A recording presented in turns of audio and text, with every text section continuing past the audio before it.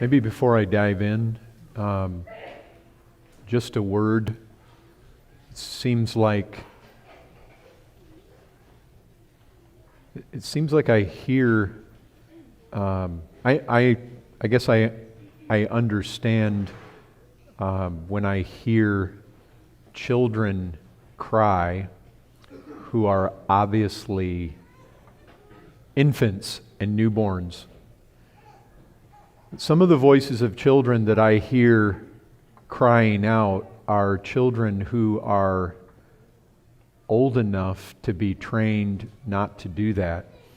And parents, if you notice families that have little children that are able to sit all the way through the service without having a tantrum, I will guarantee you they did not train them to do that here. They did that at home. And one of the things that you want to do is have devotions at home and train your children to sit still, and train your children not to throw tantrums, and train your children in that context so that when you come here, when you give your child that certain look or that certain word, they've been trained and they recognize that mom and dad are serious, and this is the time. There's a time to play, there's a time to be loud, and there's a time not to be. But that gets instilled at home. And when I hear children's voices who are they're at the age to be trained, and they are making such noises towards the parent that is an obvious, open, defiant cry of that child. That is the kind of thing that you want to train and discipline out of your children at home. So just,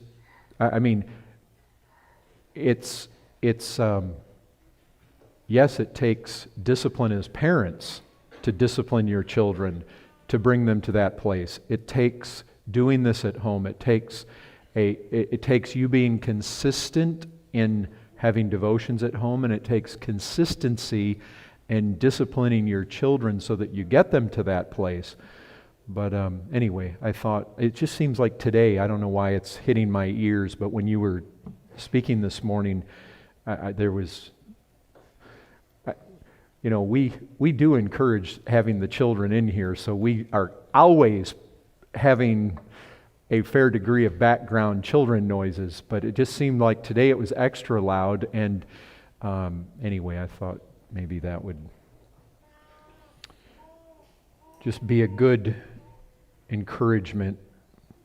The parents, if you have little children and you're not having regular family devotional times, that in itself is something that you want to give yourself to, training your children spiritually yourselves.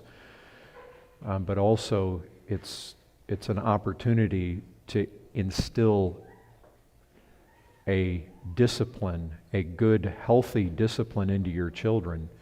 I'm all for having my kids wild when it's time to be wild, but when it's time to sit still, I like good aggressive games, and I like I don't know how it is in your homes, but we often had lots of crazy moments. But the moment you as a parent say, okay, all over shut down, we all need to be still now, they should all be able to do that without throwing a tantrum. Okay, well, that was a chasing a rabbit. Anyway, let's pray.